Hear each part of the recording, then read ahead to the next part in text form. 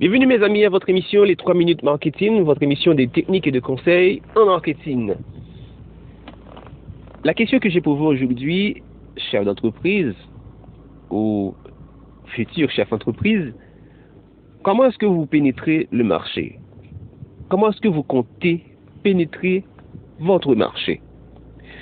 Est-ce que vous pénétrez le marché par le bas ou est-ce que vous pénétrez le marché par le haut? C'est-à-dire, la pénétration par le bas, c'est-à-dire est-ce que vous êtes dans la vente de produits de bas de gamme, c'est-à-dire des produits pas trop chers et que vous comptez faire du profit en volume, ou est-ce que vous êtes dans la vente de produits de luxe, des produits de haut de gamme? Comme ça, vous pourrez aussi faire des profits par unité. Maintenant, l'idée, même si vous êtes dans la pénétration par le bas ou la pénétration par le haut, il faut penser à garder, à fournir un service de qualité dans la méthode de votre méthode de pénétration. Laissez-moi vous raconter une histoire. Il y avait une compagnie qui était dans la vente, de la réparation de voitures de luxe. Donc l'idée c'était de réparer les Lamborghini, les Rolls-Royce, des voitures vraiment chères. Et puis une fois, il y avait une dame qui avait une Volvo. La Volvo était en panne. Et vu qu'elle connaissait le propriétaire de la compagnie qui est spécialisée dans la réparation de voitures de luxe,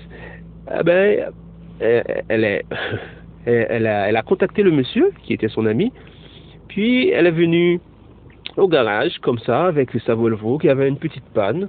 Et puis il a raconté au monsieur, s'il vous plaît, écoute, ma Volvo a un petit problème, est-ce que tu peux me dépanner, est-ce que tu peux m'aider à enlever cette panne? Donc la question pour vous qui m'écoutez, est-ce qu'il doit aider la dame à réparer sa Volvo, ou est-ce qu'il doit lui dire tout simplement non? Je vous donne quelques minutes pour réfléchir. Alors, l'histoire, c'est que le monsieur lui a tout simplement dit non. Au contraire, étant donné que c'est son ami, le monsieur lui a référé un autre garage. Certains d'entre vous vont me dire, oh, il aurait dû aider la dame, si étant donné que c'est son ami à elle, c'est simplement une petite panne, ce n'est qu'une Volvo, etc. Il gagne beaucoup d'argent dans la réparation des voitures de luxe. Oui, on comprend. Mais la priorité de son entreprise, ou le segment de marché qu'il a choisi pour son entreprise, c'était la réparation des voitures de luxe. Quand vous ciblez ce secteur de marché, vous ciblez les notoriétés, les notables, vous comprenez, vous êtes dans la réparation de voitures de luxe. Il faut donner 100% d'efforts dans la réparation de voitures de luxe. Il ne faut pas diversifier.